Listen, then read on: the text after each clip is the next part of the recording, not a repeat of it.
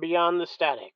You're listening to PWR, the frequency tuned for knowledge and ideas. What if consciousness isn't inside you, but you are inside of it? Good evening, friends. I'm Ben, and you're tuned into PWR, where curiosity hums through the wires and the strange becomes just a little more familiar. Tonight, we're taking a journey not across the country, not across the stars, but across the dimensions themselves.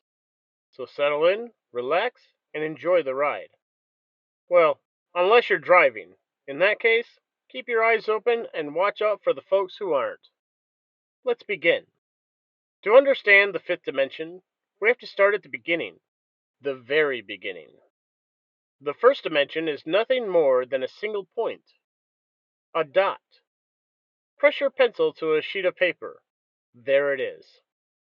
The second dimension gives that dot a companion.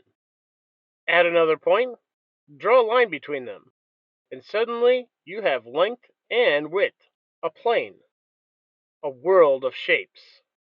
The third dimension adds something new, depth. Fold that paper upward, connect your line to the upper layer, and you've created a simple model of the world we live in. Length, width, and depth. Everything you can touch, hold, or bump your shin on belongs here.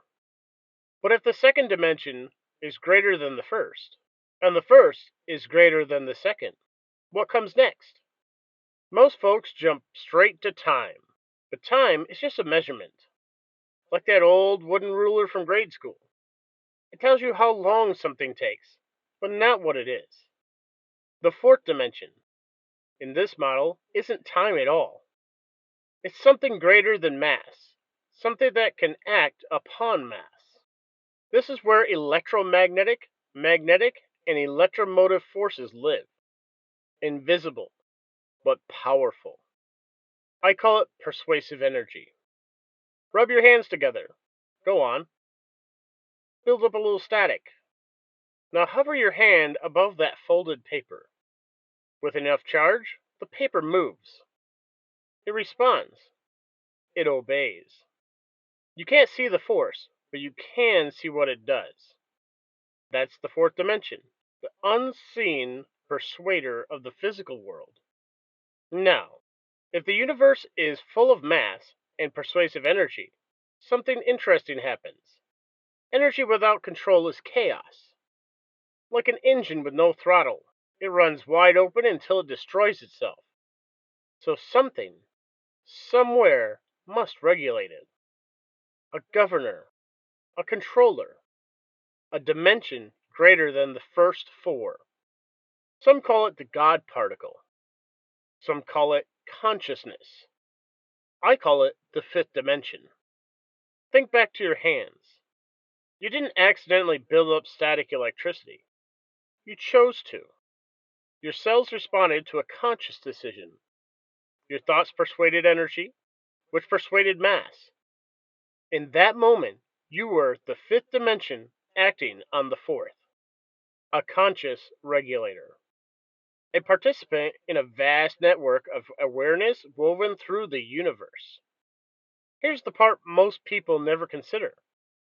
Consciousness, the fifth dimension, isn't a single point of awareness. It's a network, a lattice woven through every atom, every spark, every corner of the cosmos.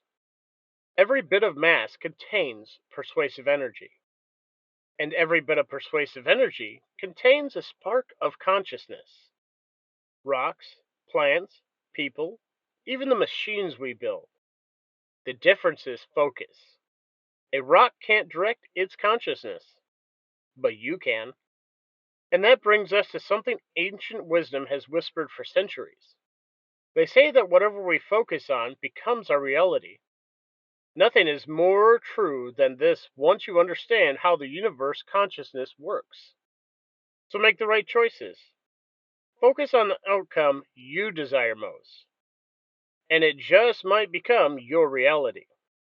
So the next time you bite into a burger, or top off your gas tank, or make any small ordinary choice in your day, Remember this: you're not simply moving through the universe, you are moving with it, shaping it, nudging it, persuading it.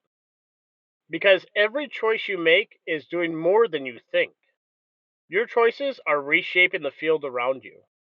Your choices are throttling the reactions of persuasive energy. Your choices are regulating the daily changes that ripple outward.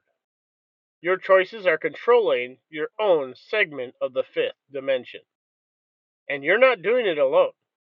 You are one node in a cosmic network, one voice in the quiet conversation of the universe. When you act, the universe listens. When you decide, the universe adjusts. When you imagine, the universe responds. You're not just a passenger. You are a regulator, a contributor, a conscious participant in the fifth dimension. Thanks for listening to PWR. If you enjoyed tonight's exploration, be sure to subscribe so you don't miss the next dive into the incredible, the unusual, and the unseen. I'm Ben, and now you know a little more of the story.